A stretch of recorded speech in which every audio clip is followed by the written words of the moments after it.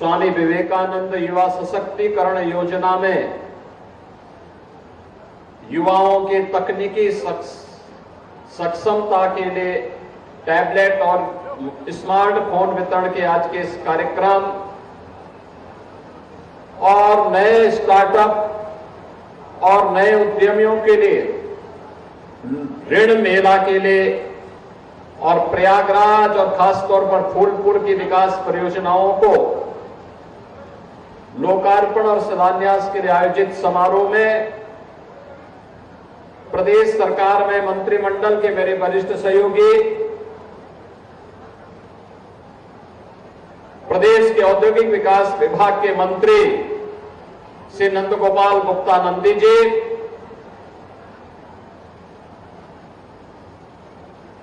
प्रदेश सरकार के सूक्ष्म लघु मध्यम उद्यम विभाग, खादी और ग्रामोद्योग विभाग के मंत्री श्री राकेश सचान जी,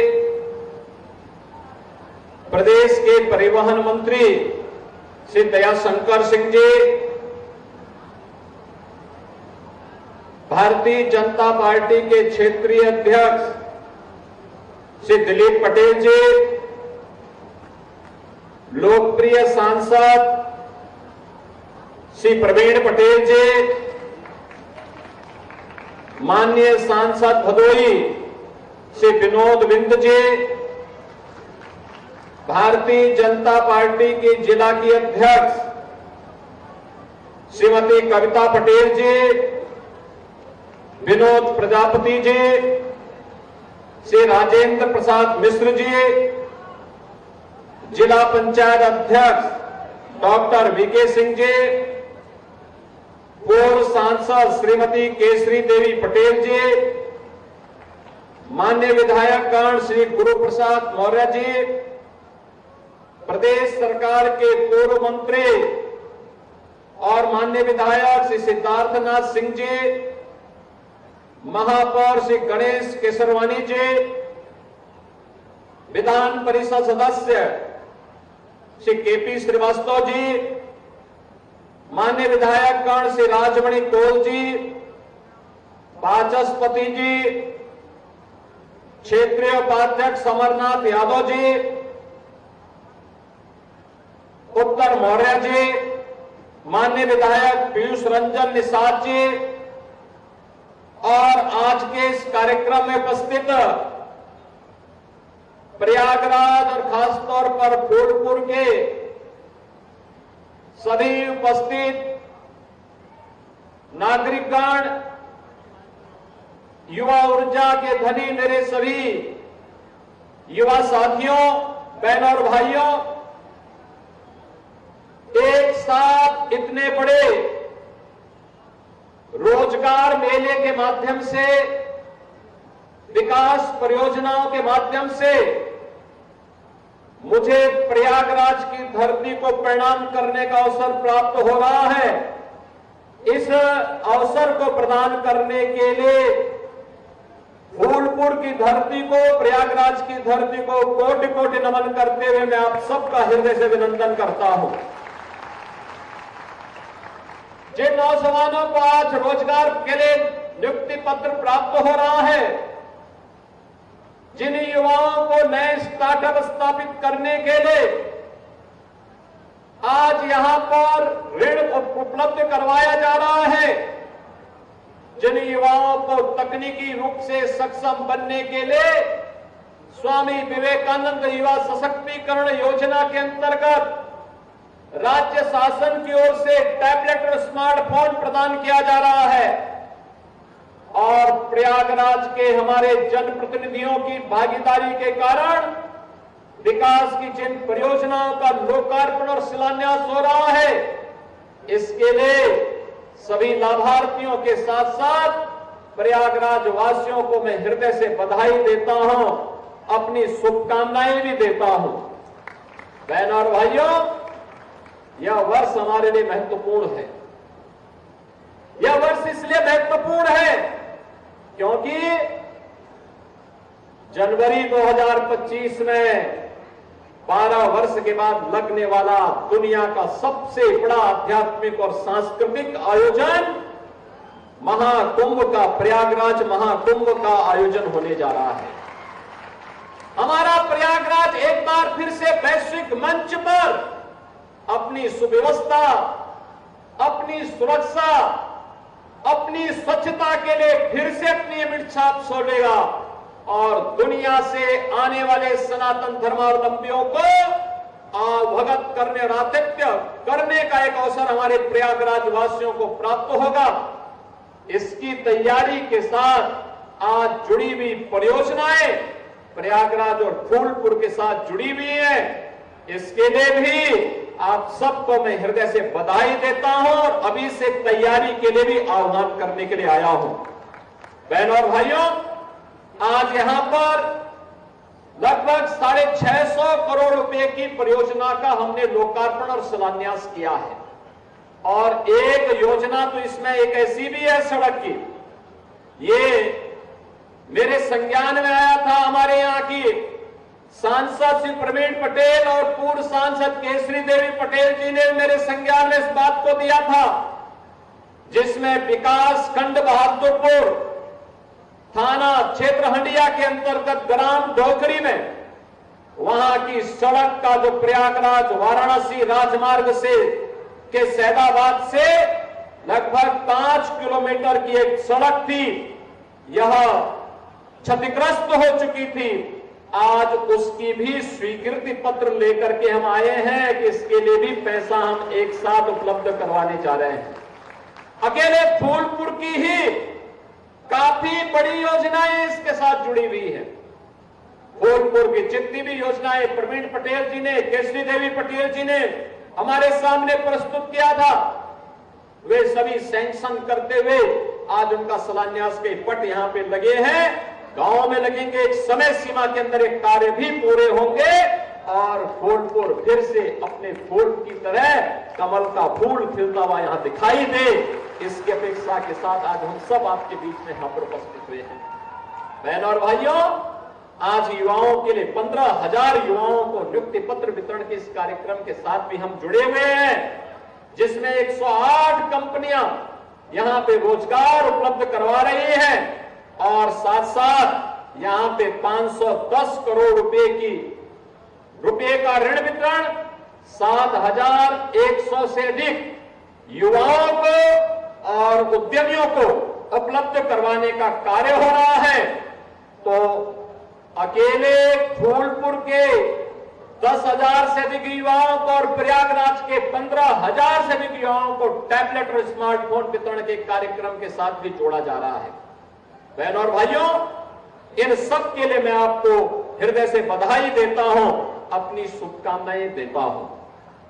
बहनों और भाइयों, आज मैं आया हूं आपके पास ये कहने के लिए, मैं आपका आभारी हूं कि आपने लोकसभा चुनाव में प्रयागराज जनपद की फूलपुर लोकसभा सीट पर श्री प्रवीण पटेल जो हमारे विधायक थे, उन्हें लोकसभा में चुनाव जिता करके भेजा है। और प्रवीण पटेल आज आपकी सेवा के साथ सांसद के रूप में अपनी सेवा प्रदान कर रहे हैं और इसी के प्रति आभार व्यक्त करने के लिए आज मैं फूलपुर में आया हूं। फूलपुर को इसी प्रकार से, जैसे इस इफ्को के अंदर आपको साफ सुंदर वातावरण देखने को मिल रहा है, अच्छी टाउनशिप मिल रही है, एक व्यवस्थित कार्य योजना के साथ यहां का प्रबंधन जैसे इस टाउनशिप को आगे बढ़ाने का काम कर रहा है, मैं आपको आश्वस्त करता हूं श्री प्रवीण पटेल फूलपुर को, पूरी लोकसभा सीट को इसी तर्ज पर यहां के माननीय विधायकों के साथ मिलकर के, महापौर और जिला पंचायत अध्यक्ष के साथ मिलकर के इसी तर्ज पर आगे बढ़ाने का काम करेंगे। लेकिन उनको ताकत तो आपको भी देनी पड़ेगी, आपको भी देनी पड़ेगी। बहनों और भाइयों, कहने की आवश्यकता नहीं, ये प्रयागराज हमारा आध्यात्मिक नगरी है। देश और दुनिया बड़ी श्रद्धा भाव के साथ यहां आती है। मां गंगा, मां यमुना और मां सरस्वती के इस त्रिवेणी में संगम में स्नान करके जन्म जन्मांतर को अपने पुण्यों के साथ जोड़ने का काम करती है। ऐसी पावन धरा जहां साक्षात भगवान प्रयागराज का दर्शन हमें प्राप्त होता है, द्वादश माधव का दर्शन प्राप्त होता है, उनका आशीर्वाद प्राप्त होता है। मां गंगा के असीम कृपा जिस क्षेत्र पर बनी रहती है, वह क्षेत्र जो सनातन धर्मावलंबियों का वैदिक कालखंड से इस सरदार आस्था का केंद्र बिंदु रहा है, जिस केंद्र में दुनिया की सबसे प्राचीन गुरुकुल महर्षि भारद्वाज ने जिस प्रयागराज में स्थापित की थी, उस प्रयागराज के सामने पहचान का संकट किसने खड़ा कर दिया था? किसने खड़ा किया था? ये जो जाति जाति के नाम पे लड़ाने वाले लोग हैं ना, आज जो कह रहे हैं, तमाम प्रकार की बात कर रहे हैं, तमाम प्रकार की बड़ी बड़ी उद्घोषणा अपनी मनबड़ई में करने का फिर से दुस्साहस कर रहे हैं। क्या ये सच नहीं है? क्या ये सच नहीं है? ये वही लोग हैं जो टीपू आज सुल्तान बनने का ख्वाब फिर से देख रहे हैं। बहन और भाइयों, यही टीपू थे जो माफिया के सामने नाक रगड़ करके आपके सामने पहचान का संकट खड़ा करते थे। क्या ये सच नहीं है? इन माफियाओं को गले का हार बना करके प्रयागराज के अस्तित्व के सामने, प्रयागराज वासियों के सामने पहचान का संकट खड़ा करने का काम इन्होंने किया था। ये गुमराह करते हैं।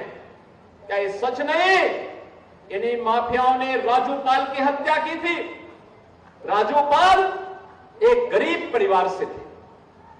राजू पाल एक गरीब परिवार से थे, विधायक बने थे, लेकिन किस निर्ममता के साथ उनकी हत्या हो गई थी।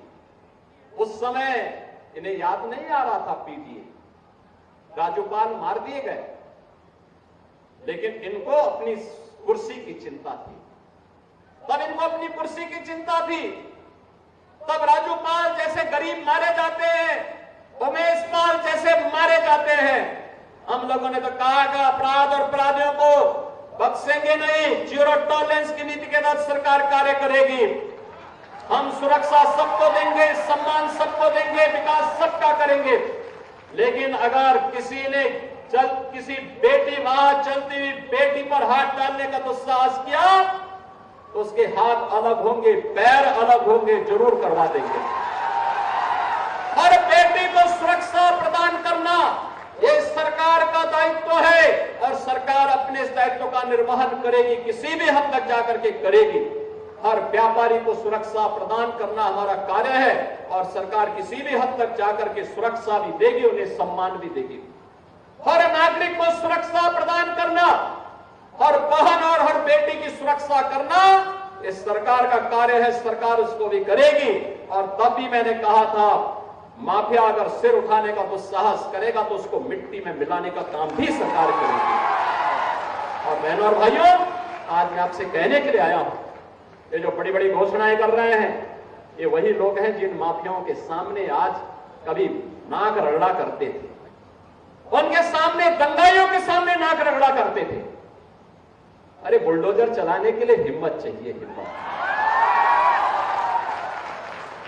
ये दंगाइयों के सामने और माफियाओं के सामने नाक रगड़ने वाले बुलडोजर क्या चलाएंगे? बुलडोजर को देख करके इनको वैसे ही हार्ट अटैक हो जाएगा। ये लोग नहीं झेल पाएंगे इन बातों को। लेकिन बहनों और भाइयों, मैं आया हूं आपके सामने, ये मंच आया है आपके सामने आपको आश्वस्त करने के लिए। कुंभ आपने 2013 में भी देखा होगा, और कुंभ का आयोजन 2019 में भी देखा होगा। 2013 में जो भी आया होगा, संकल्प लेके गया कि दोबारा इस प्रकार की दुर्व्यवस्था में नहीं आऊंगा। लेकिन आदरणीय प्रधानमंत्री मोदी जी के मार्गदर्शन और नेतृत्व में जब 2019 में प्रयागराज कुंभ हुआ, मंत्रिमंडल के मेरे सहयोगियों ने, यहां के माननीय जनप्रतिनिधियों ने, माननीय सांसद प्रोफेसर रीता बहुगुणा जोशी, श्रीमती केसरी देवी पटेल, महापौर, यहां पर उस समय की महापौर ने, और साथ साथ यहां के हमारे स्वास्थ्य मंत्री उस समय के श्री सिद्धार्थनाथ सिंह, श्री नंदगोपाल गुप्ता नंदी जी, इन सभी लोगों ने मिलकर के यहां के मान्य विधायकों ने सबने मिलकर के अथक परिश्रम किया और परिणाम क्या रहा? 2019 में कुंभ कैसे होता है प्रयागराज ने बता दिया। कुंभ स्वच्छता, सुरक्षा और सुव्यवस्था का एक मॉडल होता है। प्रयागराज का सम्मान दुनिया के अंदर बढ़ा था। और बहनों और भाइयों, उसी सम्मान को बहाल करने के लिए आज हम फिर आपके पास आए आपसे कहने के लिए, अच्छा काम करते हैं, व्यक्ति को भी सम्मान मिलता है और साथ साथ हमारे शहर को भी, हमारे जनपद को भी एक नई पहचान मिलती है। जब अच्छा काम करते हैं, आप दुनिया के अंदर कहीं जाएंगे, कहेंगे मैं प्रयागराज से हूं, फूलपुर से हूं, लोग सम्मान देंगे। लेकिन बहनों और भाइयों, क्या ये सम्मान उत्तर प्रदेश वासियों को, प्रयागराज वासियों को 2017 के पहले भी मिलता था क्या? 2017 के पहले तो कहीं जाते थे, लोग पूछते थे कहां से आए हैं। अगर कोई कह दे कि यूपी से है, प्रयागराज से हैं, गोरखपुर से हैं, तो उस समय लोग बड़ी हेत इससे देखते थे, हटा देते थे, कहते थे ठीक है आप जाइए भैया। लोगों को लगता था पता नहीं किस वेश से आया है, क्यों आया है। यानी होटल और धर्मशाला में भी कहीं कमरा नहीं मिलता था देश में। ये पहचान का संकट इन्हीं लोगों ने खड़ा किया था जो आज पीडीए के नाम पर आपको गुमराह करने के लिए आए हैं। ये प्राइवेट लिमिटेड कंपनी इनकी है। ये सत्ता में आए थे, चाचा भतीजा वसूली में व्यस्त हो गए थे और प्रयागराज से ज्यादा कौन जानता है। यहां उनके पोस्टर लगते थे, कौन कौन लोगों को आयोगों के अध्यक्ष बना दिए थे और आयोग के अध्यक्ष किस प्रकार के मस्त हो गए थे लूट करने में, इन नौजवानों के भविष्य के साथ खिलवाड़ करने में। हम लोगों ने तो कहा कि अगर नौजवान के भविष्य के साथ कोई खिलवाड़ करेगा उसकी जगह जेल होगी, जेल। कोई भी युवा के साथ खिलवाड़ नहीं कर सकता है और जो करेगा जेल भी भेजेंगे, संपत्ति को जब्त भी करेंगे और फिर जैसे प्रयागराज में माफिया की जमीन पर कब्जा से मुक्त करवा करके गरीबों के आवास बनाए गए हैं, ऐसे ही आवास भी बनाएंगे, महिला संरक्षण गृह भी बनाएंगे और समाज के अलग अलग तबके के लिए भी आवास की सुविधा वहां उपलब्ध करवाने का काम कराएंगे। बहनों और भाइयों, कार्य करने के लिए नेक नियत चाहिए, सरकार की स्पष्ट नीति चाहिए, कार्य करने का एक जज्बा होना चाहिए, चुनौतियों से सम और विषम परिस्थितियों में लड़ने का, आगे बढ़ने का एक जज्बा होना चाहिए। याद करिए 2017 के पहले उत्तर प्रदेश एक बीमारू राज्य हो गया था, न युवाओं को नौकरी मिलती थी, न रोजगार मिलता था, न कोई निवेश करने के लिए आता था, अन्नदाता किसान आत्महत्या कर रहा था, बेटी सुरक्षित नहीं थी, व्यापारी का सम्मान भी नहीं था और उसको सुरक्षा भी नहीं थी, समाज का कोई तबका खुशहाल नहीं था, दंगे होते थे, बड़े बड़े दंगे होते थे, महीनों महीनों तक दंगे चलते थे। आपने 7.5 वर्ष में कहीं दंगे का नाम सुना है क्या? कहीं दंगा हुआ है क्या? और कोई दंगा कर पाएगा क्या? दंगा करने की कीमत क्या होगी है? ये उल्टे पोस्टर जब टंगेंगे ना शहर शहर में और फिर उनसे वसूली होगी 7 पीढ़ियों तक की, ये सारी संपत्ति वसूली होगी। अच्छे अच्छे दंगाई दंगा करना भूल गए हैं। अच्छे खासे जो पहले माफिया सत्ता को संचालित करते थे, इस समाजवादी पार्टी की सरकार को, कांग्रेस की सरकार को जो माफिया संचालित करते थे, उन माफियाओं की पैंट गीली होती हुई भी आप लोगों ने देखी होगी, कैसे गिड़गिड़ाते थे। बहनों और भाइयों, ये माफिया समाज का कोड है, कोड। जब तक आप इसको निकाल बाहर नहीं करेंगे तब तक वर्तमान और भविष्य ये लोग लगातार आपका खराब करते रहेंगे। और इसलिए लड़ने का एक जज्बा, जैसे सरकार लड़ रही है ऐसे ही हम सबको लड़ना होगा।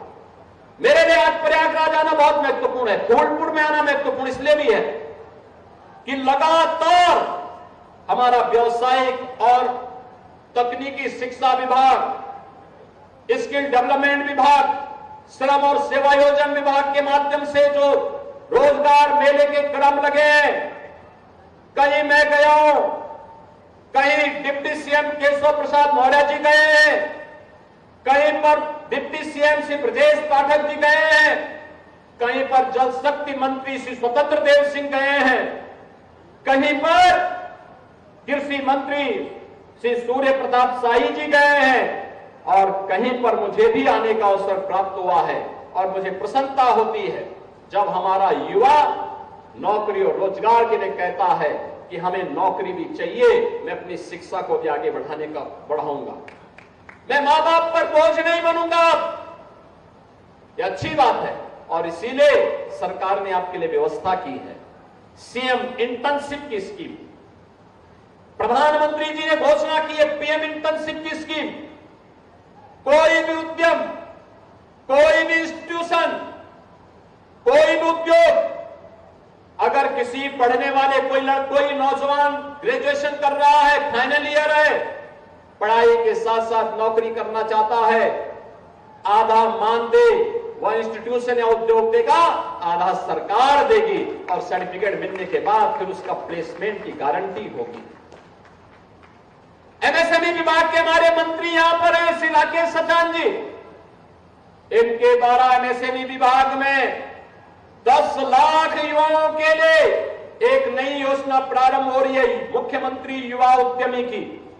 मुख्यमंत्री युवा उद्यमी के माध्यम से 10 लाख नए उद्यम लगाने हैं और हम लोग पहले चरण में 5 लाख और दूसरे चरण में 10 लाख ब्याज मुक्त ऋण देंगे। बैंक का जितना भी उसमें ब्याज आएगा सब सरकार बढ़ेगी, आप केवल मुनाफा कमाते जाइए। ये ऋण युवाओं को तो मिलेगा लेकिन नंदी जी को नहीं मिलेगा, क्योंकि ये अब युवा नहीं, ये बुजुर्ग की तरफ बढ़ रहे हैं आगे। बहनों और भाइयों, इसलिए मैं आप सबसे कहूंगा आप ट्रेनिंग ले सकते हैं। नंदी जी के पास एक अनुभव है, यहां पे मैं देख रहा हूं तमाम ऐसे उद्यमी आए हैं जिनको मैन पावर चाहिए, अच्छा मैन पावर चाहिए। वे लोग बताएंगे, स्किल डेवलपमेंट विभाग बता रहा है और हमें एक हमारे पास करने की इच्छा शक्ति होनी चाहिए।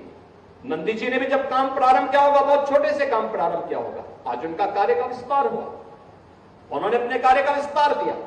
सीख करके जज्बा होना चाहिए, कार्य करने की एक ललक होनी चाहिए और ये छोटी सी पूंजी बाद में बड़ी पूंजी बनती है। सरकार उसमें सपोर्ट कर दे तो वही बाद में अपना एक नया स्टार्टअप स्थापित कर सकता है, एंटरप्रेन्योर बन सकता है, वही बाद में उद्योगपति बन सकता है, वही फिर किसी एक फील्ड का बादशाह बन सकता है और फिर उसकी तूती बोलती भी दिखाई देगी। मेहनत से कमाया गया पैसा फलता फूलता भी है, लंबे समय तक पीढ़ियों को यशस्वी बनाता है और सही मार्ग का अनुसरण करते हुए हम कार्यक्रमों को आगे बढ़ाते हैं।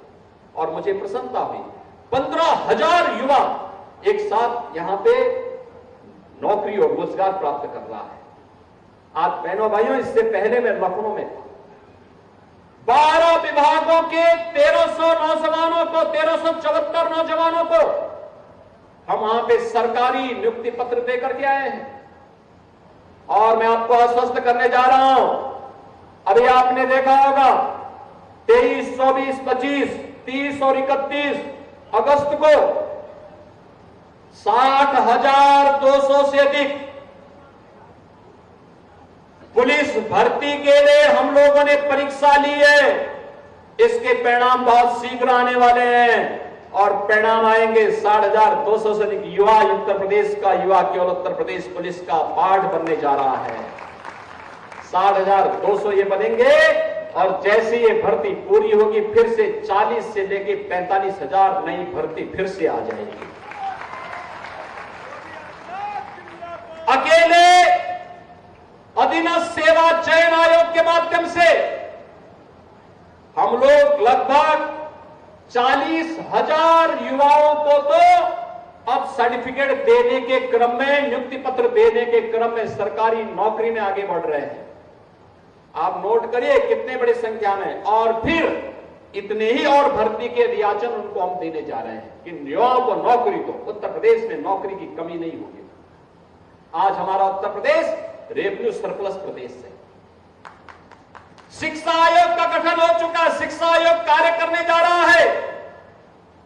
बेसिक, माध्यमिक, उच्च, तकनीकी, व्यवसायिक, मेडिकल एजुकेशन में बहनों और भाइयों 60,000 से अधिक नियुक्तियां इंतजार कर रही हैं। वहां पर भी बड़ी पैमाने पर नियुक्ति की प्रक्रिया, अलग अलग विभागों में नियुक्ति की प्रक्रिया धड़ल्ले से आगे बढ़ेगी। और अब माफिया नहीं, अब दंगाई नहीं, यूपी सुरक्षा का मॉडल प्रदेश बन चुका है। उत्तर प्रदेश आज निवेश का, इन्वेस्टमेंट का सबसे ड्रीम डेस्टिनेशन बना है। सबसे अच्छा निवेश आज यूपी के अंदर हुआ है। 40 लाख करोड़ रुपए की निवेश की परियोजनाएं हमें मिली हैं। और ये 40 लाख करोड़ का मतलब 1.5 करोड़ नौजवान को सीधे सीधे नौकरी। ये भी तो प्रयागराज में तैयारी कर रहे हैं युवाओं के लिए। लखनऊ में, प्रदेश के अलग अलग जनपदों में मैं अभी नियुक्ति पत्र दे रहा था। जब मैं लखनऊ में नियुक्ति पत्र दे रहा था, उसमें कौशाम्बी के भी नौजवान थे, फतेहपुर के भी थे, सोनभद्र के भी थे, मिर्जापुर के भी थे, चित्रकूट के भी थे, चंदौली के भी थे, भदोही के भी थे, बिजनौर के भी थे, सहारनपुर के भी थे, ललितपुर के भी थे और महोबा के भी थे। हर कोने से आज युवा भर्ती हो रहा है, उसको नौकरी मिल रही है। और पहले तो चाचा भतीजे के द्वारा कैसी लूट मचाई जाती थी कि जाकर के वसूली करते थे, एरिया बांट दिए जाते थे, किधर चाचा जाएगा, कहीं भतीजा, कहां भतीजा जाएगा, कहां पर दूसरा भतीजा जाएगा, कहां पर। ये सब महाभारत के रिश्ते एक साथ टूट पड़ते थे। अलग अलग जनपद और कमिश्नरी बांट दी जाती थी, वसूली करते थे। और बाद में जब वसूली में कम और ज्यादा होता था तो चाचा को धक्का देकर बाहर कर दिया जाता था। बहनों और भाइयों, अब ऐसा नहीं होगा। यूपी में अब कोई वसूली नहीं कर सकता है। यूपी के युवाओं के भविष्य के साथ कोई खिलवाड़ नहीं कर सकता है। आज यूपी रेवेन्यू सरप्लस प्रदेश बन चुका है। जो उत्तर प्रदेश बीमारू राज्य था, आज भारत के विकास का ग्रोथ इंजन बन चुका है। आज उत्तर प्रदेश देश की दूसरी नंबर 2 की अर्थव्यवस्था बन चुका है।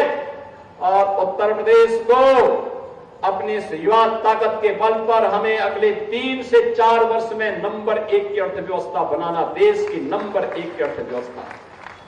नंबर 1 की अर्थव्यवस्था का मतलब जहां पे हर हाथ को काम हो, हर चेहरे पर खुशहाली हो, हर बेटी की सुरक्षा हो, हर व्यापारी का सम्मान हो, अन्नदाता किसान को उसकी उपज का उचित दाम मिल सके और प्रदेश आर्थिक उन्नति और समृद्धि के एक नए सोपान को प्राप्त करता हुआ तेजी के साथ आगे बढ़ता हुआ दिखाई दे। और उस क्रम में आज हम आगे बढ़ चुके हैं। बहनों और भाइयों, मैं आज के इस अवसर पर आप सबसे यह अपील करूंगा, ये विकास की योजनाएं हमें तभी, हमारे लिए तभी उपयोगी हो सकती है जब सुरक्षा होगा, जब समृद्धि के नए सोपान की तरफ हम आगे बढ़ेंगे। और याद रखना, कोई ऐसी गलती मत करना जो पुराने समय के उस दुस्वप्न को फिर से आपके सामने उस प्रकार का पहचान का संकट खड़ा करने वाले फिर से आपको धमकी देते हुए, लूट खसोट करते हुए, अराजकता फैलाते हुए दिखाई दे। कतई नहीं, इस प्रकार की स्थिति नहीं आने देनी है। इसी के लिए आज मैं भोजपुर में आया हूं। मैं एक बार फिर से श्री प्रवीण पटेल जी को सांसद बनाने के लिए भोजपुर की जनता का हृदय से मैं धन्यवाद ज्ञापित करता हूं। आप सभी का अभिनंदन करता हूं। नियुक्ति पत्र, लोन, स्मार्टफोन प्राप्त करने वाले युवाओं को बधाई देता हूं और प्रयागराज को इन योजनाओं की और भोजपुर को खासतौर पर इन योजनाओं की हृदय से बधाई देते हुए अपनी शुभकामनाएं देता हूं। धन्यवाद। जय हिंद।